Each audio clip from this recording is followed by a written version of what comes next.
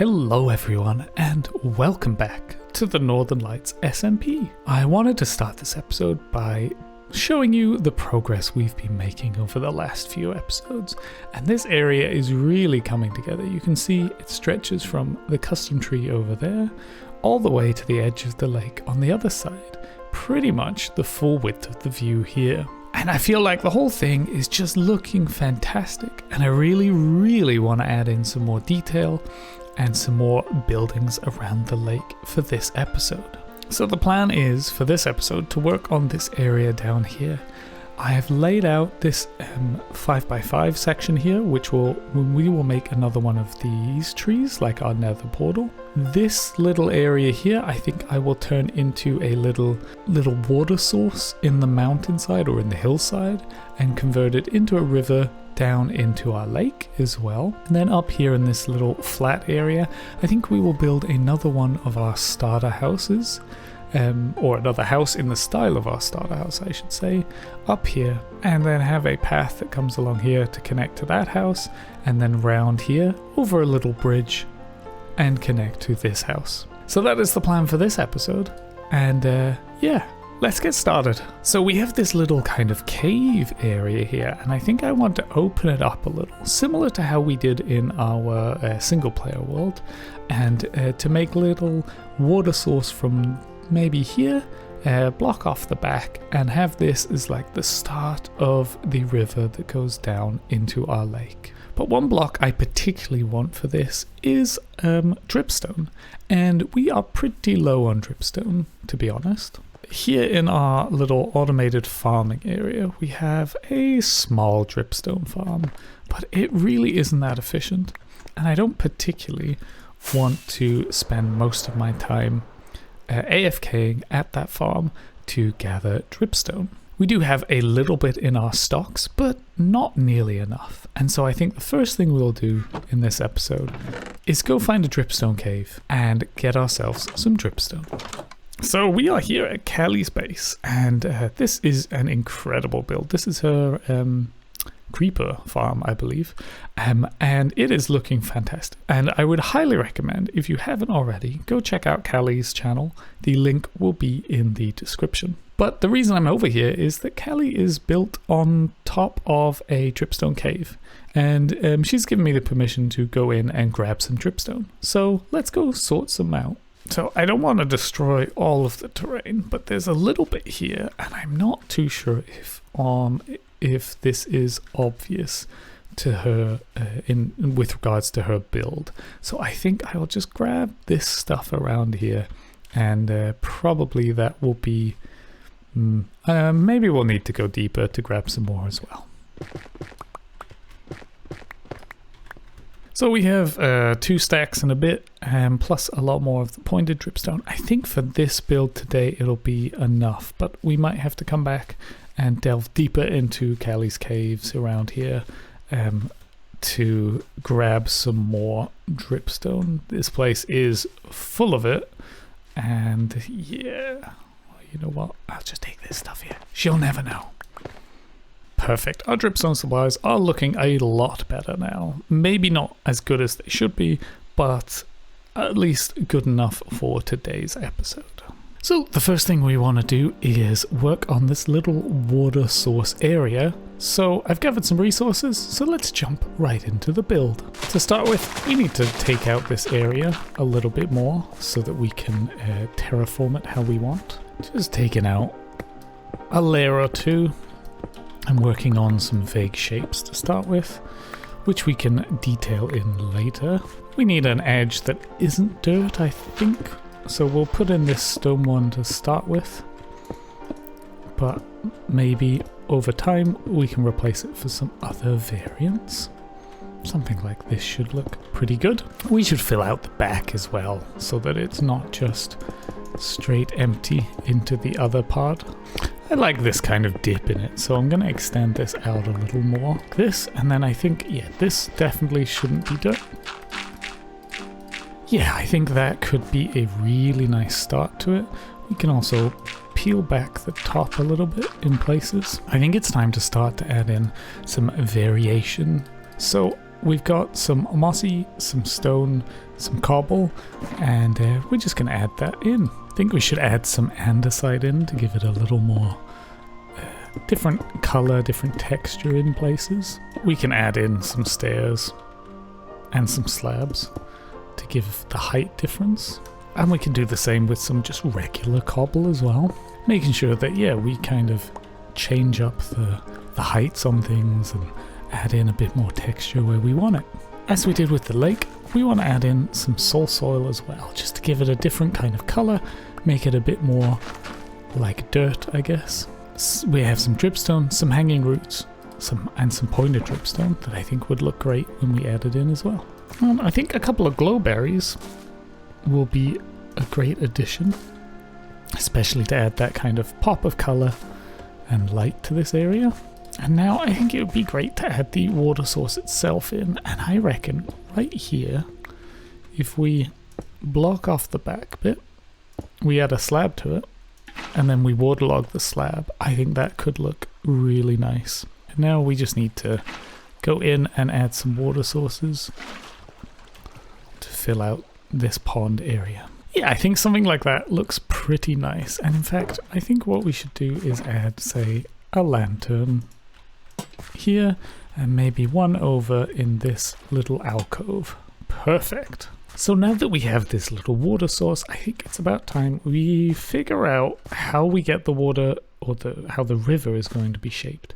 And, well, Minecraft's water physics are always a bit iffy.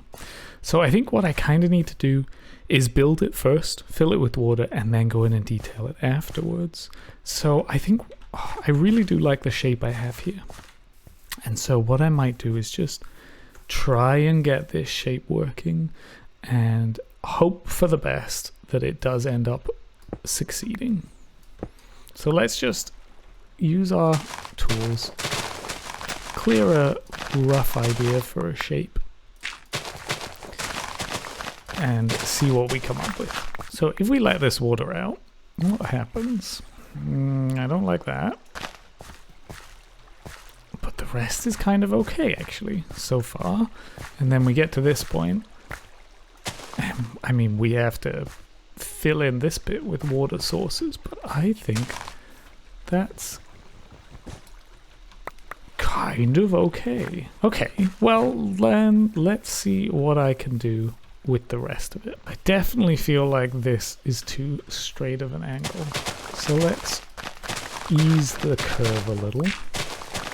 Yeah, I think something like that could be quite good. There are places here where we'll just do something like this just to make it not as straight a line. And I think, yeah, as the other one, we'll just go in with our soil, our mossy, and our regular and fill out this place. So it's looking pretty good, and I think I've got a path that will work for me. So let's release the water and see what breaks. Okay, this one might need another.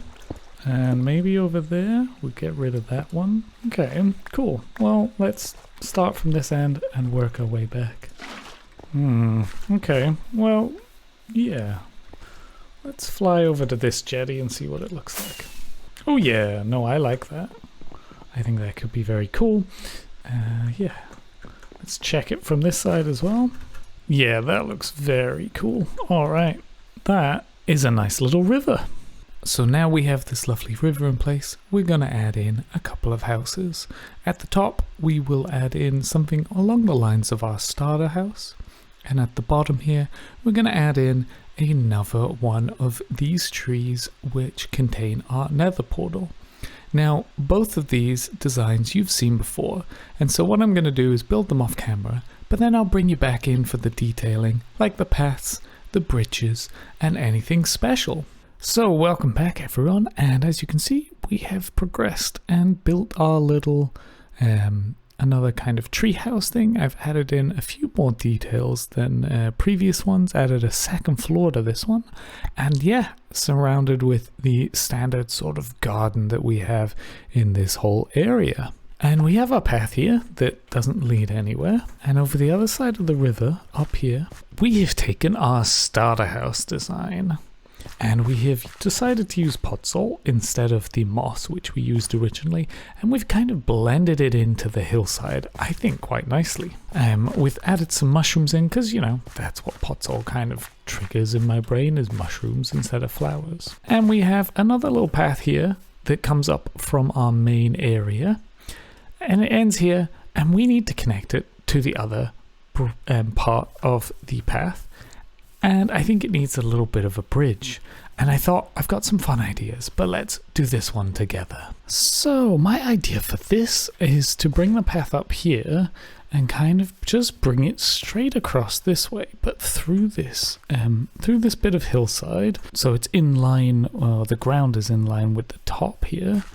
And yeah, have like almost a cliff side round the front of this house.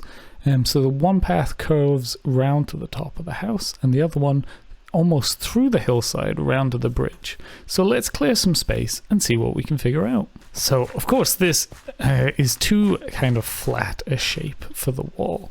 So I think what I like to do is go in 1s, 2s, or 3s on the side. So I think once we go here, we'll go 3 here. So we can cut it in 3 at this point. And then we can go 2 back here. Oh, 3 actually. Then 2 out. We'll do another 3. And have another 2 like that. Yeah, and I think replacing this side with a bit of more stone, similar to how we have over there with some stone, some cobble, that kind of thing, I think will work well. So we have a little bit of texture in place, and I think that's okay. I maybe want to go and replace this top layer of dirt so it's a bit more of a stone combination, like the stone runs a little higher. So yeah, and I think I want to go in, and we got some stairs and some slabs in here, and I think we just want to go in and add as much texture as we possibly can. Yeah, something like this is a lot of detail, but I think it's nice. I think we can come in and add some details with some lanterns. I think one there would be cool. I think one there would be nice. And I think having something like that there at the end. Yeah, I think that's pretty cool. So now we want to continue this path and curve it round there. So now when we come down here, I think we want to get a little bridge going over there, and I think I want it in a similar style to the jetty. So let's figure it out. So if we want it, say we want it 3 wide to walk on, and then we could have something like this, and then we cross the river and we do the same here. Yeah, and then on this side we could have outward facing stairs, some azalea bushes in between, and another set of outward stairs in between those. On these corners we can add our walls again, and then we went up by 2 here with some dark oak. And I think we want to do what we did the other time as well, which is to add in some spruce trapdoors to add a bit more texture into the bridge. For the top, I want to see how it looks with a trim of spruce trapdoors and a middle part of spruce slabs, I think. Yeah, something like this. Pretty simple. But I think pretty nice. We can add some lanterns in certain places. Now on here we go like 4 fences, but I feel like this would just be a little too much. But we could hang a lantern kind of on each side there, and I think leaving the sides open would be alright with this one. Now here I would think something like this would be more than enough. For this side we're pretty close to the end of the bridge anyway. Oh, hello Mr. B. Do you like your new home? And so I think that would be okay to have it finished like that. And now we can finish the path connecting it either side of the bridge.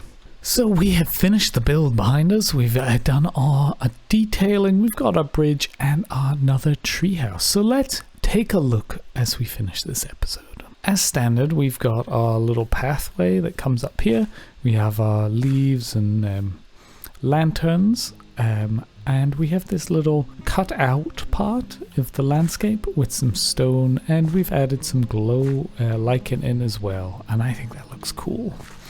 As we curve around here, we have our little potzel house with a few bit of decor around it and a little farm out here, because you know everyone needs a bit of wheat to grow or farmland. Now, compared to our starter house, it is pretty much the same on the inside. I've just rotated it a little bit, so the bed's at the back here, and on the long side here we've got our kind of kitchen and storage areas. And as we come back around this way, past this stone again, down here, round to our little bridge, and yeah, I quite like this bridge actually. The ends was a little unsure of, but I think they look pretty good. We come down this side and we curve round into our another treehouse, and I really like this treehouse. Both the starter base and the treehouse are based off a couple of tutorials which I will link in the description. In this one we've got a huge kind of farmyard area with some beehives as well. I think it just adds to the area having the bees. We went for diorite and calcite and birch on the door, and I really like these little windows in here. As you come in, we've got a little kitchen area. We used some blackstone for the floor. First time I've used blackstone floor in here, I think, but I really should use blackstone more often. And as we come up here, we've got a little loft area. And in this loft area, we have a little area to sleep in and some bookcases and storage. A little picture. But we have these kind of a full-length window, which I think is quite cool. Oh, you can see the zombie there. A little L shape and then a big window looking out that direction. And from the top of our nether tree, you can see the lovely pathing area, the little starter house style, and over to our bigger tree house. And we've still got quite a bit to do, but I feel like this is just really adding into the area with the river and everything. But thank you so much for joining me. I really do hope you've enjoyed it. Please do consider subscribing, leaving a like, and commenting on what your favorite part of this build is. And until next time, bye bye.